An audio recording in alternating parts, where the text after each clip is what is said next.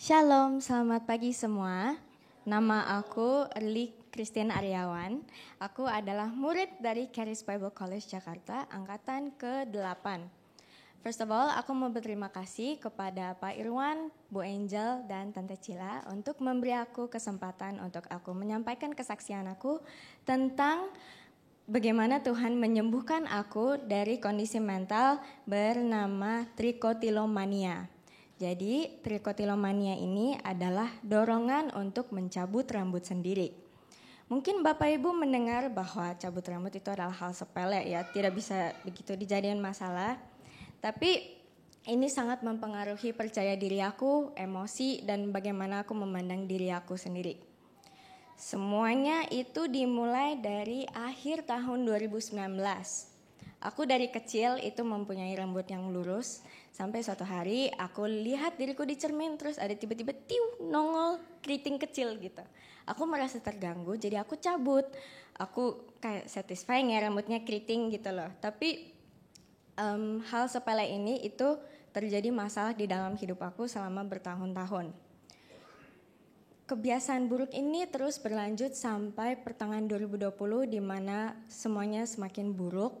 Rambut tidak hanya yang keriting yang aku cabut, tapi yang pendek, yang panjang, cuman karena gatal atau karena aku cemas gitu. Nah, jadi rambut aku yang tadinya tebal seperti mamaku itu supaya tiba-tiba menipis sampai orang sekeliling aku nyadar, keluarga, teman, semuanya. Mereka bertanya, "Erli, rambut kamu kok tipis sih, rontok ya?" Tapi karena aku gak punya jawaban, kalau mereka tanya kenapa kamu cabut, jadi aku bilang aja iya rontok gitu. Nah habis itu awalnya karena tipis kan, aku menutupi dengan ikat rambut. Tapi karena aku ikat rambut itu tidak mengurangi aku cabut, jadi tetap memparah dan jadinya aku tidak bisa ikat juga, jadinya harus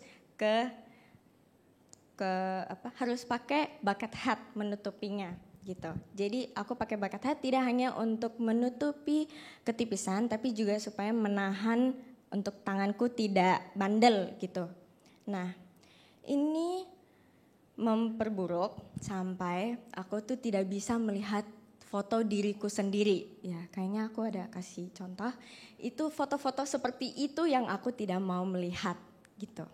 Nah, ini terus berlanjut sampai 2021, papa mama aku memutuskan untuk bawa aku ke psikolog. Di psikolog ini aku didiagnosa mempunyai anxiety.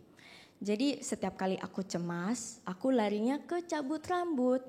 Ini aku dulu cemasnya gampang banget tentang hal kecil. Bisa jadi karena aku fokus kerjain PR, bisa jadi juga kepada masalah besar juga, di situ lagi ada masalah keluarga.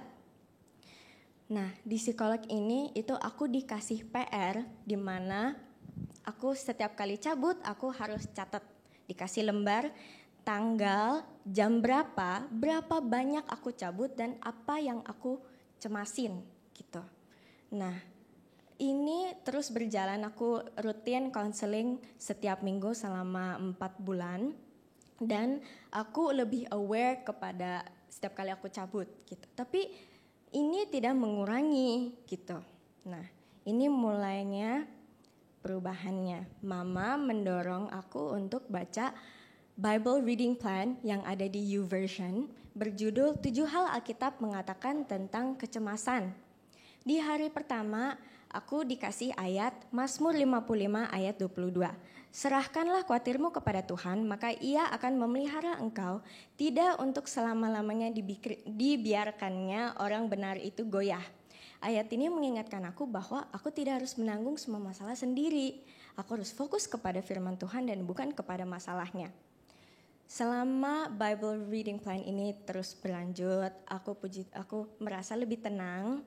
Dan aku mengurangi cabut rambutnya. Tapi di akhir pas Bible Reading Plan ini udah selesai, salahku adalah aku tidak berlanjut baca firman. Jadi pelan-pelan aku kembali kepada kebiasaan buruk itu. Dan akhirnya tidak berhenti. Tapi aku sekarang baru sadar kalau ternyata aku tuh bisa berhenti dulu karena itu karena aku dekat dengan firman Tuhan, aku berdoa gitu. Tapi ya di situ salahnya, aku nggak lanjutin kan. Nah jadi terus berlanjut sampai 2024. Itu progres cabut rambut aku tuh itu naik turun. Kadang tidak cabut, kadang cabut. Kalau tidak cabut orang tua aku tahu, terus mereka bilang, puji Tuhan rambutnya udah panjang, jangan cabut ya. Tapi habis itu pas menipis lagi, orang tua aku tanya, kamu stres apa lagi gitu. Nah, selama ini terus berjalan, aku tuh tetap ke gereja dan aku juga ke acara Charis event. Tapi apa yang di-sharing itu hanya menyampai di otak. Aku bilang amin tapi hanya di otak gitu, tidak masuk di hati aku. Sampai, kenapa aku bilang tadi cuman sampai 2024? Karena disitulah aku masuk Charis. Papa, mama, sama kakakku itu adalah alumni dan jadi 2024 aku masuk bareng ceceku dan di situ kita dapat pelajaran Life Foundation tentang identitas aku di dalam Kristus. Ada 3 ayat penting. Ayat pertama, 2 Korintus 5 ayat 17. Jadi siapa yang ada di dalam Kristus, ia adalah ciptaan baru, yang lama sudah berlalu. Sesungguhnya yang baru sudah datang.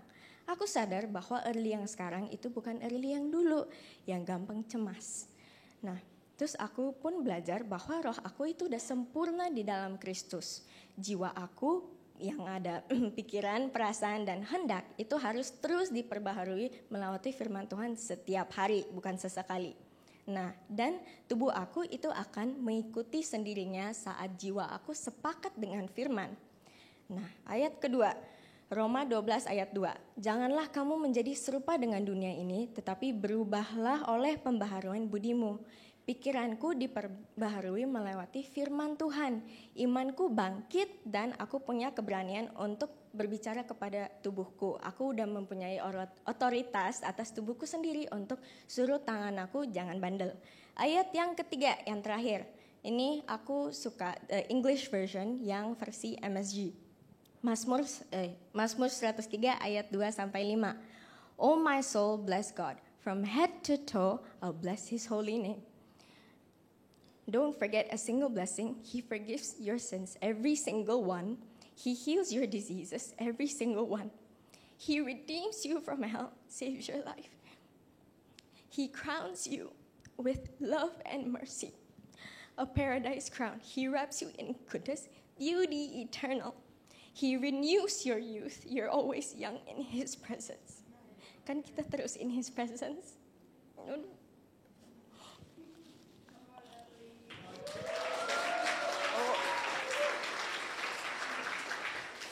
Aku sepakat dan aku perkataan firman ini kepada jiwa aku untuk terus memuji Tuhan.